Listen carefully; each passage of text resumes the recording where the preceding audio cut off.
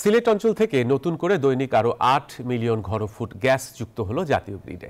হবিগঞ্জের রশিদপুর গ্যাস ফিল্ডের ৩ নম্বর পুরনো কূপ থেকে এই গ্যাস আগামী ১০ বছর উত্তোলনের সম্ভাবনার কথা জানিয়েছে কর্তৃপক্ষ। এলএনজির বাজার দর অনুযায়ী এর আর্থিক মূল্য প্রায় ৪,৭০০ কোটি টাকা। সিলেট থেকে নাজাত আহমদ পুরকায়স্তর রিপোর্টে দেখুন বিস্তারিত। সিলেট গ্যাস ফিল্ডের আওতাধীন হবিগঞ্জের রশিদপুর গ্যাস ফিল্ডের ৩ নম্বর পুরনো কূপ থেকে আবার উত্তোলন হচ্ছে গ্যাস। এ কূপে ২ মাস আগে ওয়ার্ক ওভারের কার্যক্রম শুরু করে রাষ্ট্রীয় প্রতিষ্ঠান বাপেক্স। প্রায় ৭৩ কোটি টাকা ব্যয়ে সম্পন্ন হয় এ কাজ। সিলেট গ্যাস ফিল্ড কর্তৃপক্ষ বলছে, কূপটিতে প্রায় ২৫ বিলিয়ন ঘনফুট গ্যাস মজুদ রয়েছে।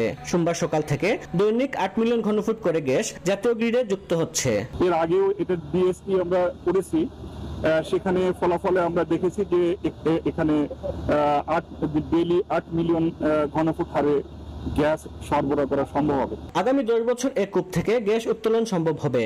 বর্তমানে প্রতি ঘনমিটার এলএনজির দাম ৬৫ টাকা হিসাবে এখান থেকে উত্তোলিত গ্যাসের আর্থিক মূল্য দাঁড়াবে প্রায় ৪,৭০০ কোটি টাকা। আমরা এক্সপেক্ট করছি যে আগামী ১০ বছর আমাদের এখানে যে রিজার্ভ আছে, বান্ডেল থাকলে প্রতি সেনমানিতে টাকা বাঁচবে। বিকাশ সেনমানি বান্ডেল কিনে জিতুন প্রতি লেনদেনে।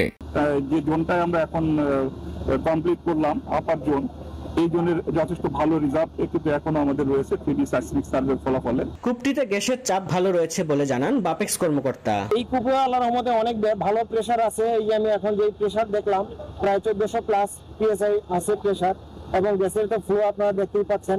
ইনশাল্লাহ এটা এমডি সাহেব যেভাবে বলছেন, ইনশাল্লাহ এটা ওইভাবেই যাবে। বাপেক্সের কার্যক্রম আরো জোরদার করতে নতুন জনবল নিয়োগের কথাও জানান এই কর্মকর্তা।